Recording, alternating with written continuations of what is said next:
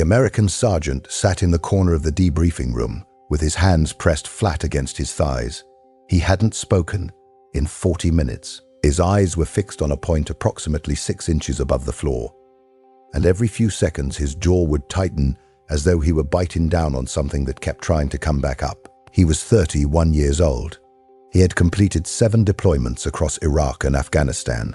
He had been awarded the Bronze Star with Valor Device after a 12-hour engagement in Helmand Province that killed 14 insurgents and cost his team their medic. By any measure available to the United States military, Sergeant First Class Danny Harlan was an elite operator. He was sitting in that chair because 48 hours earlier, he had walked through a compound in Helmand Province, and the things he had seen inside it had broken something that 7 deployments had never touched. Across the table, Staff Sergeant Ian Keating of 22 SAS was drinking tea from a paper cup and describing the compound clearance in the same tone he might use to narrate a trip to Tesco. He mentioned the first room.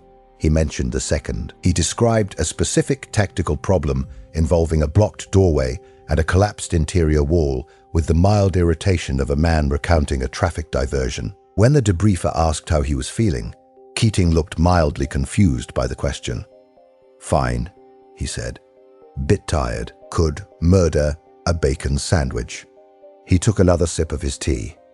The paper cup had a small dent in it where his thumb had been pressing, and that was the only visible evidence that the last 48 hours had contained anything other than routine. They had been in the same room 90 minutes earlier.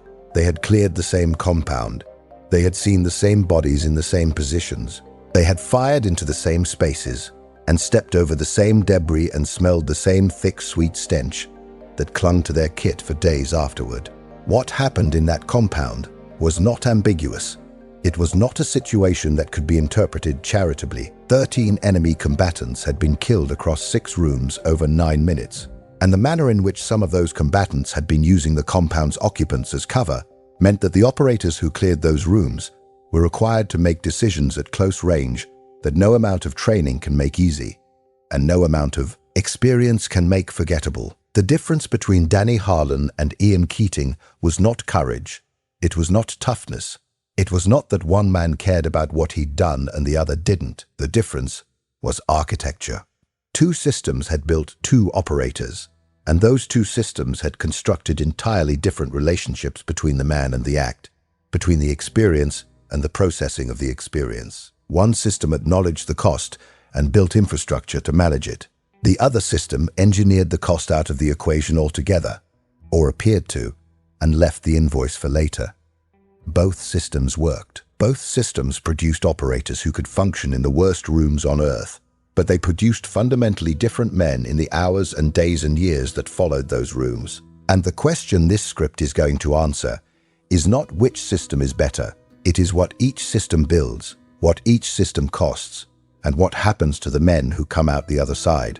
The operation that put both men in that debriefing room began with a signals intelligence intercept flagged by GCHQ's listening post at Bude in Cornwall and cross-referenced with National Security Agency assets monitoring the same communications corridor in southern Helmand. The intercept identified a compound in the Nad-e Ali district that was being used as a coordination hub for IED facilitation. Specifically, the compound was where a network of bomb makers met with their suppliers and planned the emplacement routes that had killed 11 coalition soldiers in the preceding 90 days. The target package was developed over 6 weeks. Aerial surveillance from an MQ-9 Reaper drone confirmed regular patterns of life.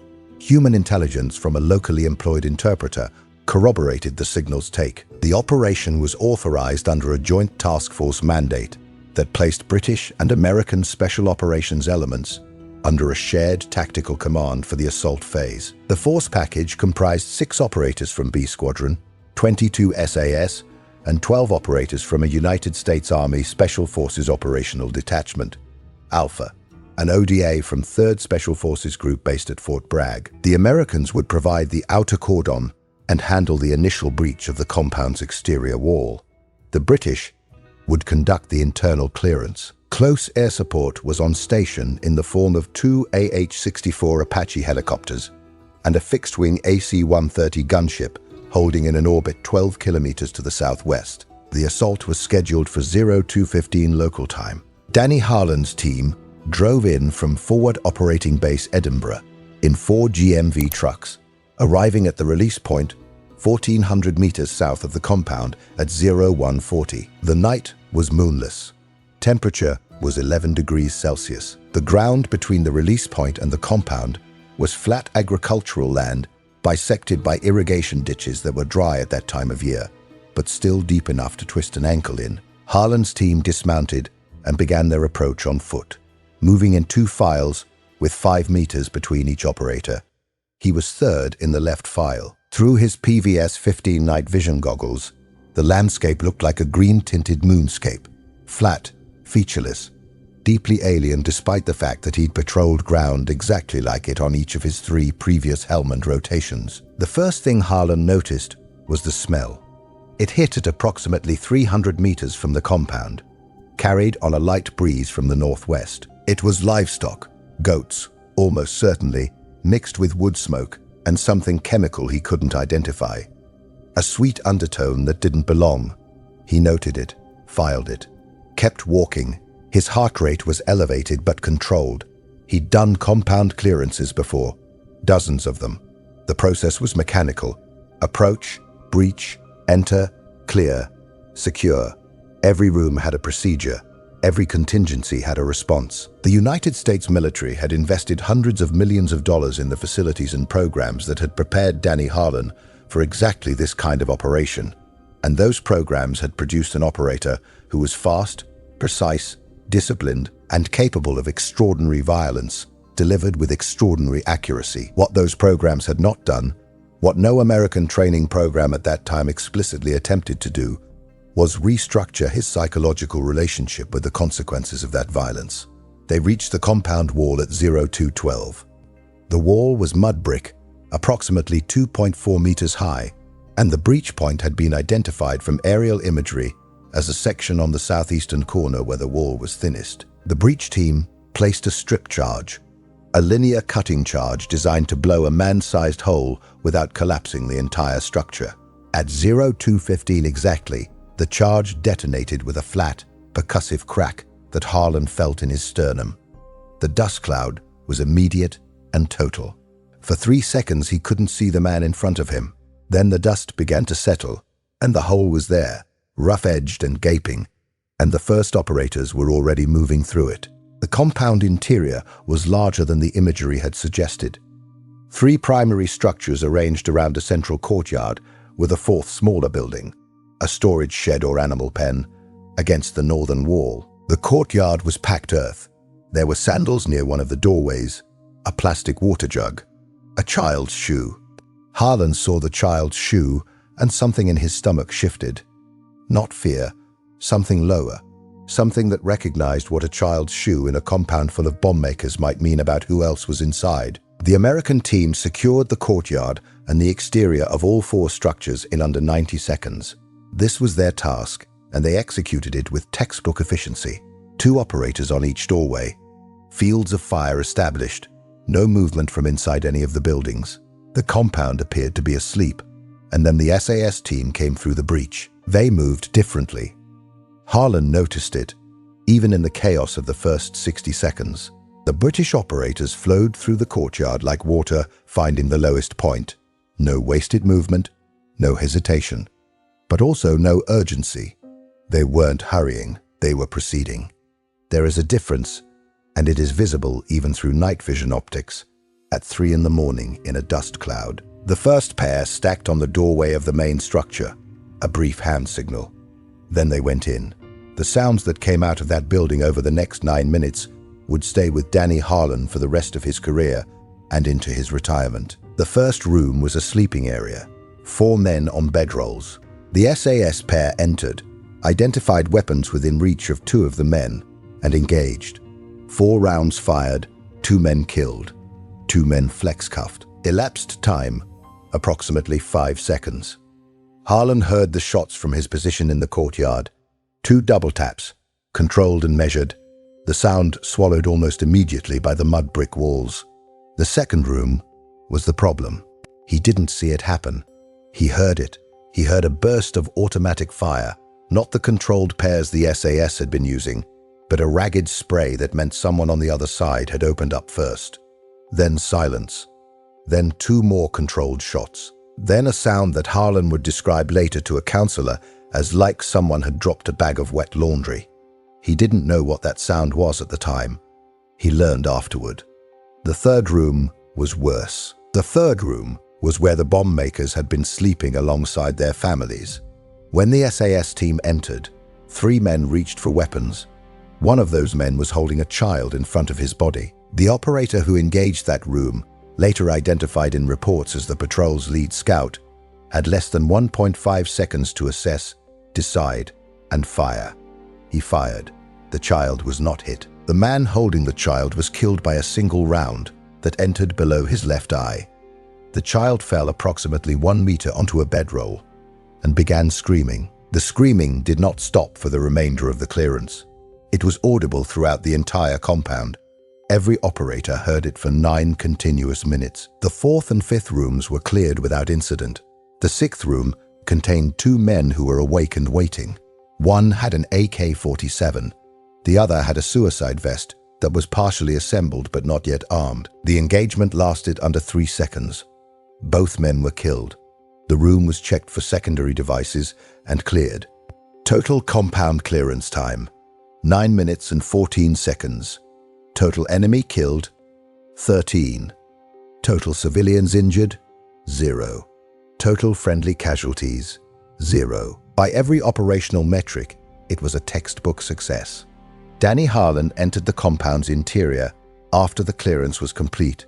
As part of the sensitive site exploitation phase, his job was to photograph documents, collect electronics, bag evidence. He walked through every room.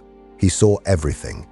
He saw the blood patterns on the walls of the second room and understood for the first time what that wet laundry sound had been. He saw the room where the child had been held and saw the bedroll still dented in the shape of a small body and the stain where the dead man's blood had pooled beneath the fabric. He saw the faces of the dead men and noted that 2 of them looked younger than him. He smelled copper and cordite and human waste and the same sweet chemical smell that had been on the breeze during the approach. And now he knew what it was. It was the homemade explosive compound the bomb makers had been mixing, and it had soaked into the walls and the floor and everything in the building. He completed his task. He took the photographs. He bagged the evidence. His hands were steady. His voice on the radio was clear and professional. He gave no external indication that anything was wrong, because at that point, nothing was wrong. Everything he was experiencing was below the threshold of conscious recognition. The damage was being done silently in the part of the brain that processes sensory memory and stores it with emotional tags that don't surface immediately, but wait for quiet moments, for dark rooms, for the space between sleep and waking, where the mind replays what the body recorded. It was not until he was back at FOB Edinburgh, sitting in the briefing room 36 hours later, that Danny Harlan stopped talking. It happened mid-sentence. He was describing the approach to the compound, the routine part, and the words simply stopped, like a tap turned off. He sat down. He pressed his hands flat against his thighs, and he stayed that way for 40 minutes while across the table Ian Keating drank his tea and talked about the blocked doorway. The system that built Danny Harlan was among the most expensive and comprehensive military training pipelines ever constructed. United States Army Special Forces Selection, the qualification course at Fort Bragg, runs approximately 63 weeks, depending on the candidate's military occupational specialty. Candidates undergo sleep deprivation, extreme physical stress, land navigation under time pressure, psychological evaluation, and a culmination exercise that simulates unconventional warfare in a denied environment.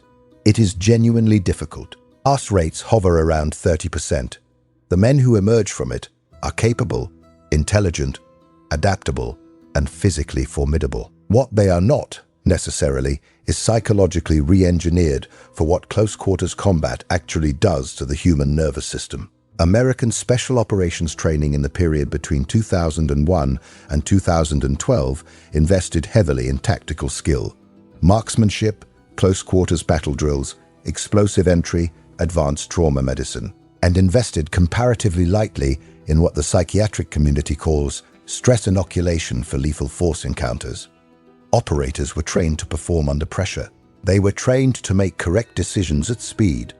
They were not, in most cases, systematically trained to process the aftermath of those decisions in a way that prevented the experience from being encoded as trauma. The assumption embedded in the system was that selection filtered for the kind of men who could handle it, and that post-operational psychological support, counseling, peer debriefing, clinical intervention would catch the ones who couldn't. This assumption was not unreasonable. It simply underestimated the scale of what was coming. Between 2001 and 2014, United States Special Operations Forces conducted an estimated 70,000 raids in Iraq and Afghanistan, 70,000 compound clearances, vehicle interdictions, kill or capture missions. The cumulative exposure was unprecedented in the history of special operations warfare, and the psychological infrastructure designed to manage it was built for a fraction of that volume. By 2010, PTSD diagnosis rates among United States Special Operations personnel were estimated between 13 and 17%, lower than conventional forces, and staggeringly high for a community that was supposed to be pre-selected for resilience. A study published by the Journal of Traumatic Stress in 2012 found that 44% of surveyed special operations veterans reported symptoms consistent with subclinical PTSD. Not enough for a formal diagnosis, but enough to affect sleep, relationships, concentration, and emotional regulation. The system caught the worst cases. It missed the slow erosion in the middle. After the compound clearance in Nadi Ali, 8 of the 12 American operators were referred for post-operational psychological assessment. 5 received formal diagnoses, 3 for acute stress disorder, 2 for adjustment disorder with mixed anxiety and depressed mood. Average return to duty time was 11 weeks. Danny Harlan was one of the 3 diagnosed with acute stress disorder. He completed 14 sessions of cognitive processing therapy at Fort Bragg over a period of 7 weeks before being cleared to return to operational status. He returned. He completed 2 more deployments. He retired in 2016 at the rank of Master Sergeant. He is, by the account of those who know him, a good man living a functional life. The system worked for him. It took time, it cost money, and it required him to walk into a room twice a week and describe the worst night of his life to a stranger in a clinical setting. But it worked. Same compound, the same 9 minutes, the same rooms, the same blood, the same child's scream that didn't stop. Ian Keating and 5 other members of B Squadron 22 SAS walked through identical events and came out the other side into a debriefing room, where they drank tea and talked about it like it was a job, because to them, it was. Keating entered the compound's main structure as the number 2 in a pair. His number 1 was a corporal called Finch, 9 years in the regiment, 4 operational tours, a man whose file contained so many compound clearances that the operations officer had stopped counting individual entries and simply logged deployment blocks. Finch went through the first doorway at 02:15 and 32 seconds. Keating was 1 pace behind him, offset to the right, covering the opposite corner. First room, 4 men, 2 weapons in reach. Finch engaged the 2 armed men. Keating covered the unarmed pair and gave the command to get down. Flex cuffs applied. Room cleared. Keating noted the dimensions, approximately 4 meters by 3 meters, and the position of the bedrolls relative to the doorway. He registered that the room smelled of unwashed bodies and kerosene. He processed this information and discarded it as tactically irrelevant. His attention was already on the transition to Room 2. Room 2. Door was partially blocked by a wooden frame, a bed or a storage rack. It wasn't immediately clear. Finch kicked it inward. As the frame moved, automatic fire came through the gap. 3 rounds. 1 struck the door frame. 2 went high and left, embedding in the wall of the corridor. Finch dropped below the line of fire and posted his rifle through the gap. 2 rounds, controlled. The firing stopped. Keating pushed through the broken door frame and cleared the right-hand corner. 1 man was on the floor, dead from Finch's shots. A second was behind an overturned table. Keating fired once. The second man dropped. The room contained what Keating later described as a mess. The first man had been killed at close range, and the ballistic effect at that distance, with the ammunition they were using, was significant. Keating noted it, registered it as a cleaning problem for the follow-on team, moved to the doorway of room 3. Room 3. This was the room that would put Danny Harlan in therapy and keep him awake for weeks. Keating entered and saw a man holding a child in front of his body while reaching for a weapon with his free hand. Keating's number 1, Finch, had the shot.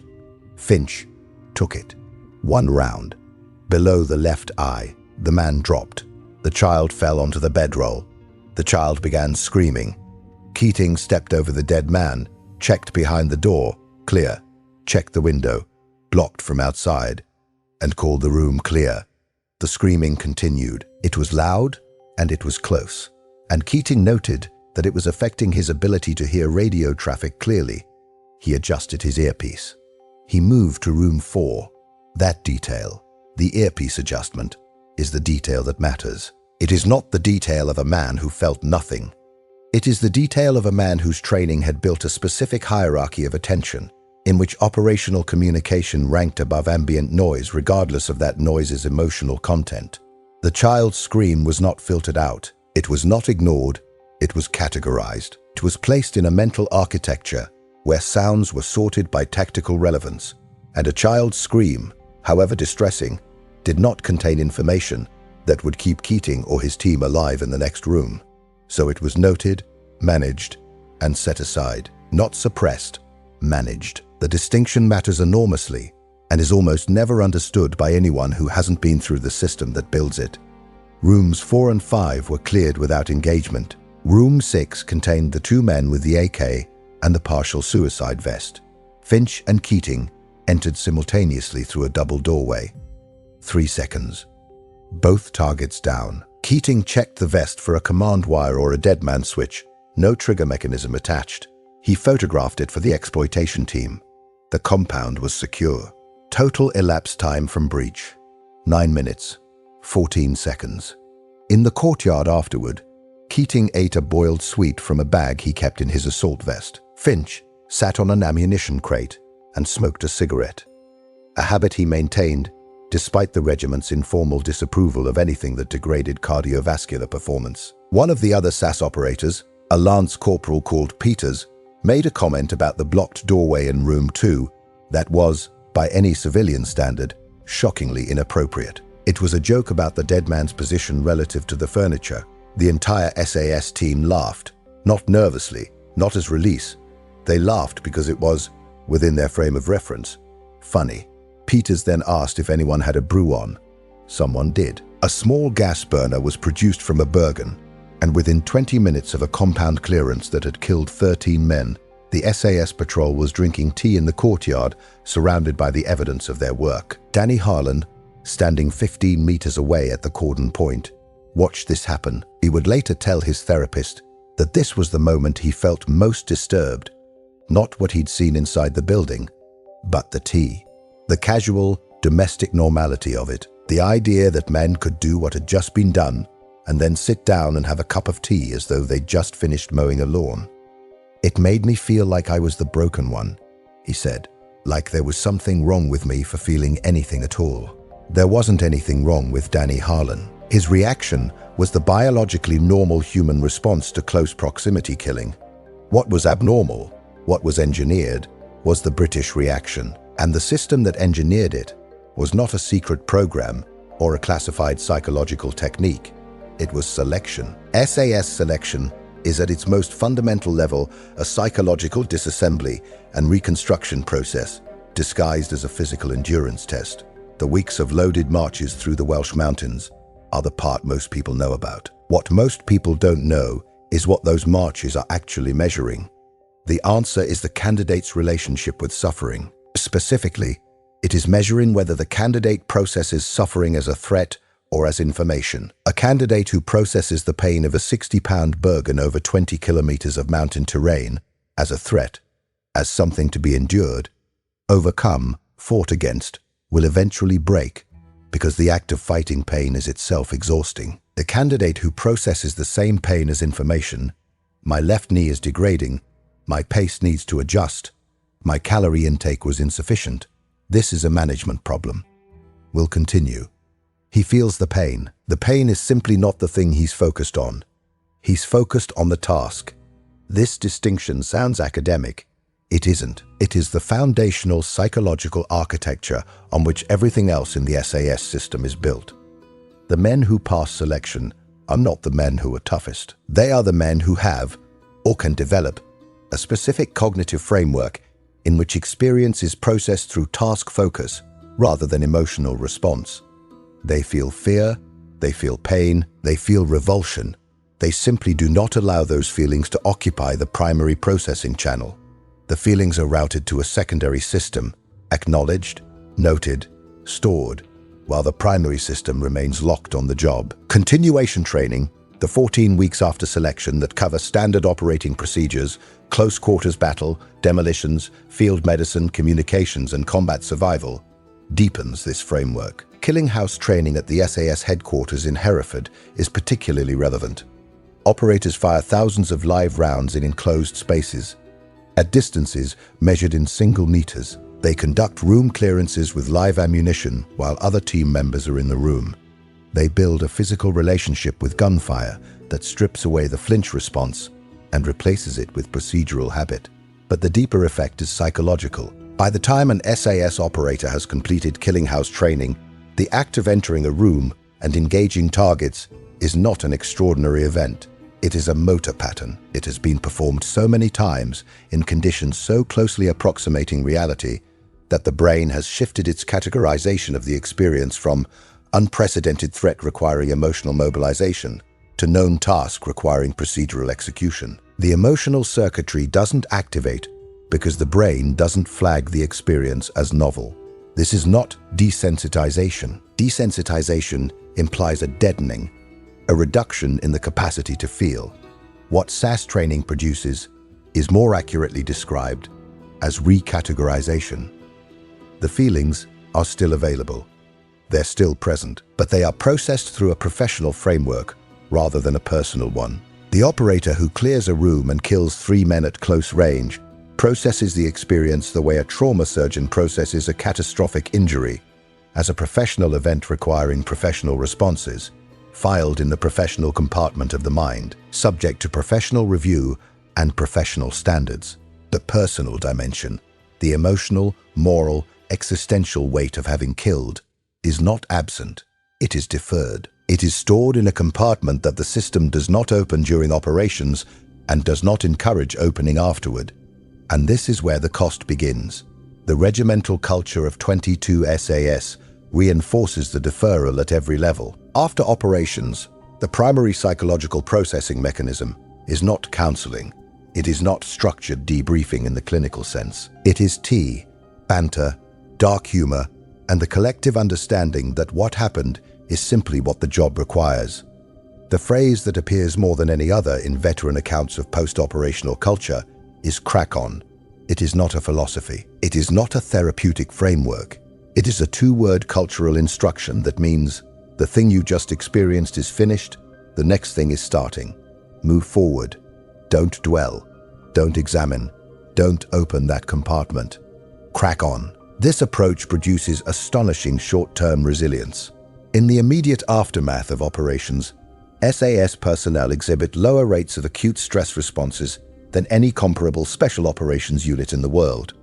Their return-to-duty timelines are measured in hours, not weeks. Following the Nadi Ali compound clearance, all 6 SAS operators were operationally deployed on a separate mission within 72 hours. None requested psychological support. None were referred. The regiment's informal assessment was that the operation had been successful, the team was functional, and further intervention was unnecessary. Compared to the American system, the numbers are striking. The United States Special Operations Community, by 2012, was spending approximately $400 million annually on psychological health programs for its operators. This included embedded combat stress teams, post-deployment health assessments, mandatory resilience training, and a clinical infrastructure that provided cognitive behavioral therapy, eye movement desensitization and reprocessing, and prolonged exposure therapy across dozens of facilities worldwide. The investment reflected a hard-earned recognition that even the most carefully selected operators could be psychologically damaged by sustained combat exposure, and that the cost of ignoring that damage, in lost capability, in broken families, in suicides, was higher than the cost of treatment. The British system spent a fraction of that. The SAS's regimental medical officer had responsibility for psychological welfare, and the Defence Medical Services provided access to clinical psychologists through the departments of community mental health. But utilization rates among SAS personnel were extraordinarily low. The culture made help-seeking functionally incompatible with continued service. To request psychological support was to admit that the compartment had been opened, and once the compartment was open, the professional framework, the architecture that allowed operators to function, was compromised. The man who could clear a room and drink tea afterward could not clear a room and sit in a therapist's office afterward. The two identities were structurally incompatible, and the regimental culture ensured that every operator understood which identity the regiment required. A study commissioned by King's College London and published in 2015 examined mental health outcomes among United Kingdom Special Forces veterans across a 20-year period. The findings were not reassuring. While in-service rates of diagnosed PTSD among SAS personnel were remarkably low, approximately 4%, compared to 15 to 17% among US Special Operations, the post-service picture was dramatically different. Within 5 years of leaving the regiment, the rate of self-reported psychological difficulties among SAS veterans climbed to over 20%. Alcohol dependency rates were approximately 3 times the national average for men in the same age bracket. Divorce rates among veterans with more than 5 years of operational service exceeded 60%. And the figure that no one in the regimental community discusses publicly, the suicide rate among SAS veterans, was, according to the King's College data, between 4 and 6 times the national average for the relevant demographic. The compartment doesn't disappear when the man leaves the regiment. It just stops being useful. When an SAS operator is in service, the crack-on architecture works because there is always a next task. There is always another operation, another training cycle, another deployment, another room to clear. The compartment stays closed because the professional identity remains active and the professional framework continues to process experience. But when the operator leaves, when he retires, or his body gives out, or the regiment decides he's done, the professional identity evaporates. The framework that processed killing as work disappears because there is no more work. And the compartment, which has been accumulating material for 5 or 10 or 15 years, doesn't have a framework anymore. It doesn't have a system to defer to. It's just there, full, and the man who was built to never open it has no tools for opening it safely. Former SAS Sergeant Major Colin Marks, who served with the regiment from 1986 to 2004, described it to a BBC documentary crew in 2017. You spend your whole career learning not to feel things at the time they happen. You get very good at it, world class. And then, one day, you're standing in your kitchen at 8 in the morning with nothing to do and nowhere to go, and it all arrives at once. Everything you deferred, everything you managed, and you have absolutely no idea what to do with it because you were never taught that part. The contrast between the two systems, American and British, is not a contrast between weakness and strength or between dysfunction and competence. It is a contrast between two different distributions of psychological cost. The American system front-loads the cost. It allows the emotional response to occur closer to the event. It builds infrastructure to manage that response clinically. It produces operators who may take longer to return to duty, who may require ongoing support, but who are processing their experience in something approaching real time. The damage is visible. The treatment is available. The outcome is imperfect but measurable. The British system backloads the cost. It defers the emotional response. It builds architecture that prevents the response from occurring during the operational window. It produces operators who return to duty faster, who maintain operational effectiveness for longer, who are, during their years of service, among the most psychologically resilient soldiers ever produced. But the bill comes later. It comes in pubs at 2 in the afternoon. It comes in divorce proceedings, where the operator cannot explain to his wife what's wrong because he doesn't have the vocabulary for it, because the system that built him never provided one. It comes in silences that last years, and it comes sometimes in the worst possible way. Between 2008 and 2018, 14 former members of 22 SAS took their own lives. This figure, reported by the Sunday Times in 2019 and confirmed by multiple regimental sources, represents a rate approximately 5 times what would be expected in a demographically similar civilian population. These were not men who had failed selection. They were not men who had been found wanting. They were the system's successes, men who had functioned exactly as the system designed them to function, who had cleared rooms and drunk tea and cracked on and served with distinction for years, and then left and found that the architecture that had protected them was also the architecture that had prevented them from processing what they'd done. The protection and the damage were the same thing. An SAS psychologist who requested anonymity in a 2020 interview with The Guardian described the dynamic in clinical terms. The regiment builds what we might call a professional dissociative framework. It is extraordinarily effective for operational performance. But dissociation is not resolution. The experiences are not processed. They are stored. And stored traumatic material does not degrade over time. It accumulates. When the framework is removed, when the operator leaves service, the accumulated material becomes accessible without the tools that were managing it. A clinical presentation often resembles delayed onset PTSD, but it is more accurately described as a deferred processing crisis. These men are not falling apart because they are weak, they are falling apart because the container is gone. The American system understood this dynamic earlier because the American system saw it earlier. When an operator sits in a room and stops talking for 40 minutes, that's visible, that's diagnosable. That's a man showing you where the damage is. When an operator drinks tea and cracks a joke, the damage is invisible. It's still happening. The neurological encoding of traumatic memory doesn't care whether the man is laughing or crying. The amygdala fires the same way. The hippocampus stores the material the same way. The only difference is what the man does with it in the moment. And the SAS system, through selection, through training, through culture, ensures that what he does with it is nothing in the moment, which makes the moment functional and the future unpredictable. Neither system is right, neither system is wrong.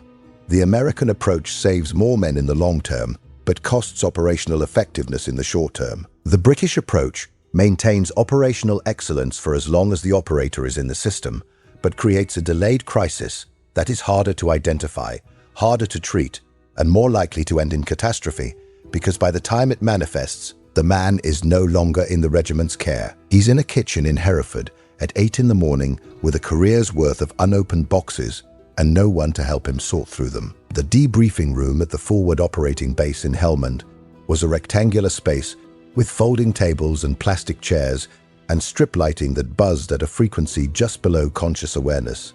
Danny Harlan left first. He stood up slowly, as though his body had stiffened in the 40 minutes he'd been sitting, and walked out without speaking to anyone. He went to his bunk. He lay down. He did not sleep.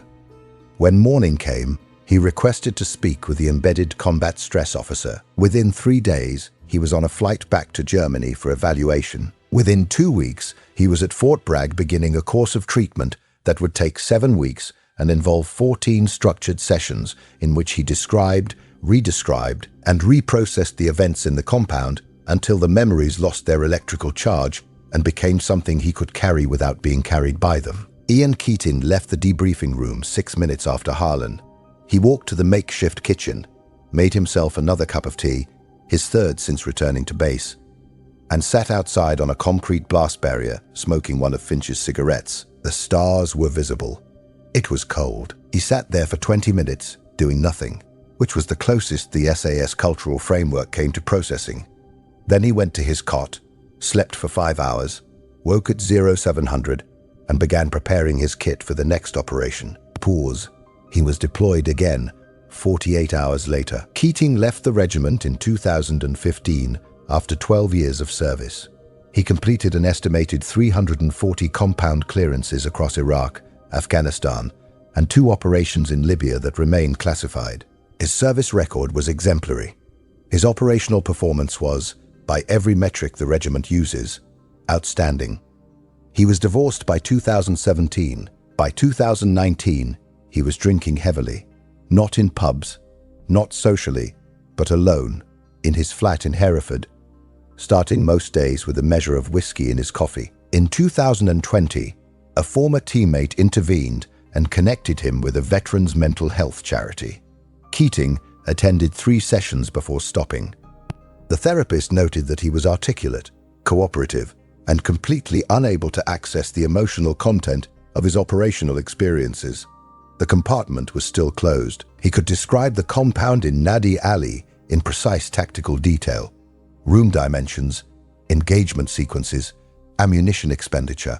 But when asked how he felt about it, he used the same word he'd used in the debriefing room 9 years earlier: fine. He was not fine. He was a man sitting inside an architecture that had been built for a purpose that no longer existed, living inside a framework that processed everything as work in a life that no longer contained any work to process. The tea was the same. The composure was the same. The calm, measured, faintly bemused tone was exactly the same. And underneath it, 9 years of deferred material was sitting in a compartment that had no professional reason to stay closed and no personal mechanism for being opened. Danny Harlan, as of 2023, lives in North Carolina with his second wife and works as a civilian contractor advising military units on operational planning. He still sees a therapist once a month. He describes the compound in Nadi Alley as the worst night of his career and the beginning of a process that ultimately made him more capable of being a human being in a room with other human beings. Ian Keating, as of the most recent information available, is still in Hereford. He is still drinking his morning whiskey. He is still fine. The smile in the debriefing room was real. It was not bravado, and it was not a mask. It was the genuine product of a system that had built a man who could process the worst night of someone else's career as a professional task completed to standard. The system worked exactly as designed. It built exactly what it intended to build. And the question that neither the system nor the man has yet answered is what happens when the building is finished and the architect walks away and the structure has to stand on its own. And the only thing holding it together is a 2-word instruction that was never meant to be a foundation: crack on.